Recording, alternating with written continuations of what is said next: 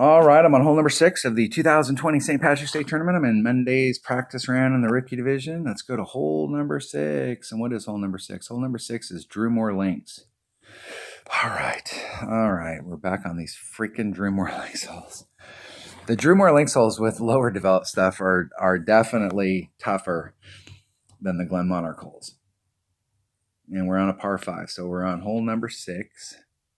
And I did find something out on this the other day. I did come out and I played just a few holes, and this is a hole that I got with this account. And I brought out kind of a mortal ball. And what I learned is that in the past when we played this hole the one and only time, has it been only one time in this tournament? Where it's been in a tournament where, I mean, look at all these damn fairways and how big they are. And we've got to hit ourselves through this little teeny neck right here. I mean, it's a waste of a bunch of fairway. And so in the past, what we've done is trying to get farther out into this area, because the farther you can get out in here, you can clear this rough area. So if we draw our line out, so if you want that nice straight in shot where you don't have to do any curl or a lot of side spin, getting out into this zone right here. And I think if you can get out into this zone right here, you're probably in long iron range, if I remember correctly. And you're coming straight at it. You got a really, really good shot here. But here's the thing. If you hit it up here, your only shot is this shot. And if you lay it up out into this area and you don't get a lot of distance, your shot coming into the green is like this, and you can do a rough bump up here. If you have a club that can reach up here where you can get your ball guide, you can get your topspin to engage the cup. So you have a rough bump. But if you hit too far forward, you take the rough bump out of play. So if your goal is to try and get to the rough bump, you want to lay it up. You don't need to get all this distance out here. Because what happens is if you get too far, like you got out into this area right here and you're drawing the line to that, in order to get it to use that rough bump, you're having to hit it over here, and then you're having to side spin it, curl it to change that. So if you really want to do the rough bump, you either want to be out here up against this rough so that you're in your long iron, or you're just going to lay it up just past the mouth, and then you'll come at it with a wood. And with this account, I think it's going to be easier to lay it up right here with just mortal balls. But I'm going to have to bring a big ball, not for the first shot, but for this shot right here. I'm going to have to bring a big ball in order to help out my secondary club. So the question is, what secondary club would work? I'd really like to see what that looks like with that sniper. With my sniper, my massive level 4 sniper, and I only have 2, and I have more. Here's the deal. I have more topspin with my sniper, but I have 10 yards less raw distance. So doing a rough bump, having access to more topspin is good, but the question is could I even get to the spot to do the rough bump because I have 10 yards less in distance? You could use a big dog, but the deal there is you have no ball guide, so you're going to have to shoot that shot a few times to see exactly how much topspin to put on, because it's not going to give you that tail. You're not going to get that tail that comes out so that you can see it. You're going to put on a bunch of topspin to get out to this spot, and then it's going to be too much. You're actually going to have to leave your ball guide short with this kind of ball guide versus this kind of ball guide. I'm going to bring my sniper. I want to see if I can get it out there far enough where I could take that shot with the sniper and do the rough bump, but I don't think I can. I think I'm going to have to bring a Viper, and I just got this Hammerhead. What do we got here? So this may be another option. We got the same distance as the Viper. Let's compare it to my sniper. Let's select the sniper and compare it to the Viper. So I'm getting the best of both worlds. I'm getting the 170. I'm getting some accuracy. Don't have quite as good a ball guide, but I've got more topspin. So the Hammerhead might actually be a better club. Let's compare it to the Viper. Let's put the Hammerhead in there and then compare it to the Viper. So distance-wise, accuracy-wise, the Viper's just a little teeny bit more accurate. Topspin, ball guide's a little better. Curl's about the same. The backspin's not going to come into play here. What I'm looking for is the topspin and the power. So the hammerhead, even though it's level 2, might be a better choice, and really primarily for that 16 topspin, because that gives me a little bit better option there. So I'm going to try my hammerheads, and I don't have my hammerhead numbers written down, so let me write them down real quick here. Wood, hammerhead,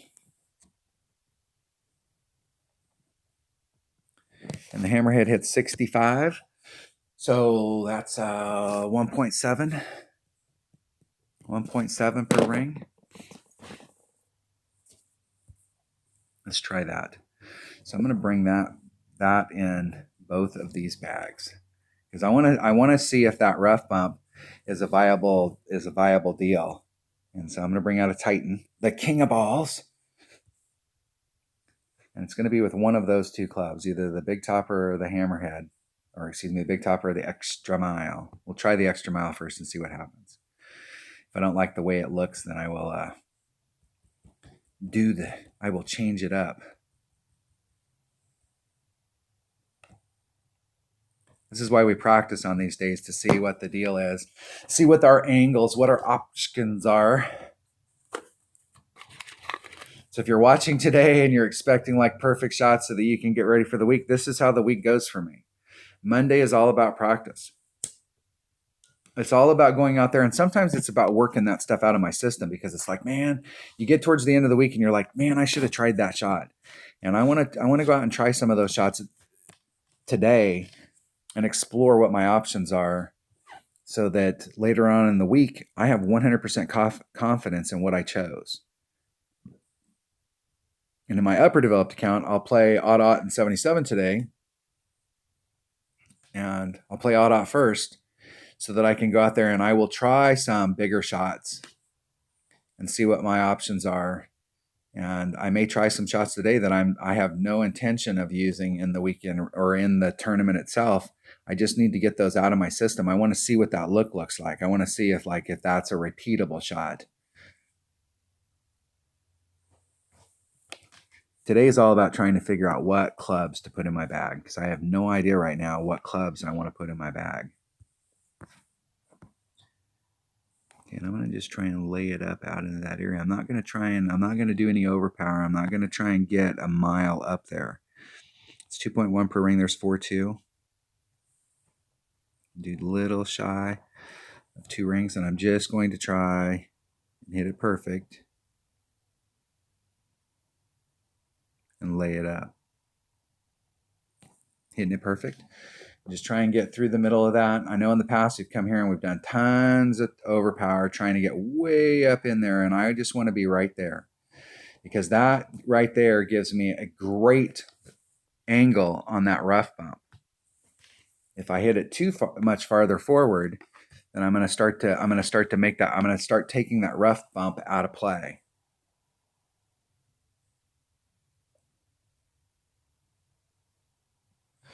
My opponent's got a level 4 hammerhead.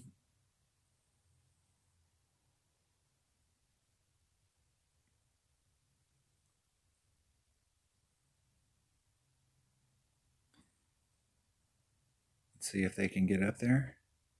Looks. They had the right trajectory. Too much topspin. Now let's see where I'm at. 1.7 per ring at max. So there's max. I got plenty of club. Plenty of club.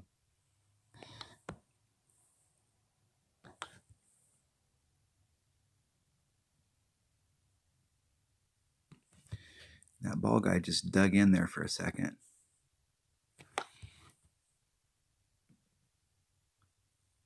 Well, I'm only going to put on a couple topspin and see where that bleeds out.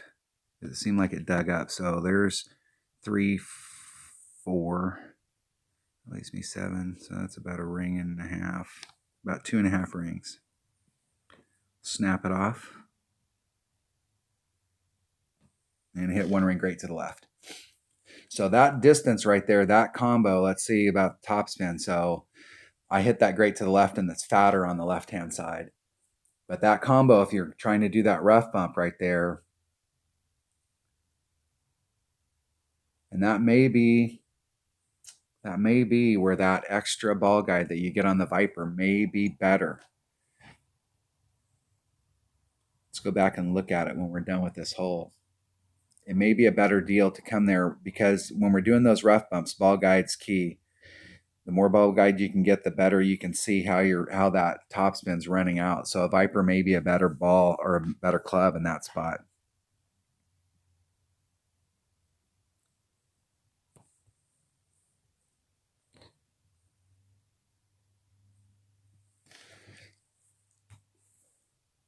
I'm going to let my opponent catch up, and then I'm going to let them get in the hole, and then I'm going to forfeit so that I can go for it on some of these other holes.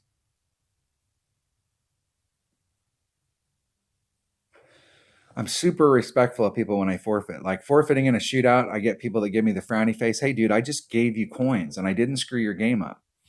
But when we're out here on the course playing, I'm never going to be one of those guys that's going to forfeit so that you can pick up a shot or help you out. I'm going to make you shoot your round, but I'm very respectful. I'm not that guy that goes out there and shoots the drive and then forfeits because I got the look that I wanted. And I've had that happen where I'm in the perfect spot to hit the Albie. I got the right clubs, the right ball. I'm in the right spot. And then my opponent forfeits. And that's totally cheesy. That's totally disrespectful of your opponents. Now, always be respectful of them when you're doing that stuff. All right, let's go look at that. Let's go look at those clubs real quick, just so I can get that in my mind. Hammerhead versus the Viper as far as ball guide. 2-2. Oh, man, that's not. And I had a lot of room there moving forward. Where I set it up originally, I probably could have got on it with my sniper. But the deal is that from that distance, I probably would have needed more than 3-4 topspin. But that ball guide would sure come in handy. I think the next time I go on that hole, I'm going to take my sniper just so that I can see like where I'm at. And I may try and net just a little teeny bit more distance on the drive, but it's going to, I think the hammerhead might be the safe play because if you end up short shooting it down there, you've got a little bit of extra power and we're just going to have to figure out that topspin. The reason it got fat right there is because I hit it to the left. If I'd have hit it perfect, we would have got a much, much better read. And I think I would have been really close to the cup. So we still got a little bit of work to do on what the secondary club's going to be there, but I do like the look of that rough bump. And that rough bump could be a little bit dangerous if you do hit it to the left and you don't have enough top spin on because it does get fatter there. And the way I could help myself out on that was I was leaving myself 2 rings of separation between the transitional surface. So when I was down here, I was leaving myself 2 rings of separation. And so anything you hit on the left-hand side, this fairway is now, or this rough is now longer than if you're hitting it in the center. So you got the distance between this and the distance between that. And so it's going to be a lot longer if you hit it left. Whereas I could pinch myself up a little bit, maybe give myself a ring of separation so that if I did hit a great to the right, I could still clip the rough. Maybe a ring and a little, ring and a half, ring and a quarter. But this secondary shot is the shot that I'm going to continue to work on. But I do like how easy it is to just lay it up to try and get down into this area and not trying to doing the max overpower to get out into here. We'll have to keep working. I may go, you know what, I really know, and I'm just going to pound it out there and try and get out into that area. But you have a lot of opportunity for epic fail if you're trying to do max overpower to get out there. Whereas here, all you need to do is hit it perfect and you're in the spot. So we'll keep working on this hole as the week goes on. That's why we're practicing today. All right, that was hole number, what the heck hole was that? It's hole number 6. Hole number 6 of the 2020 St. Patrick's Day Tournament and Monday's practice round in the rookie division. Thanks for watching.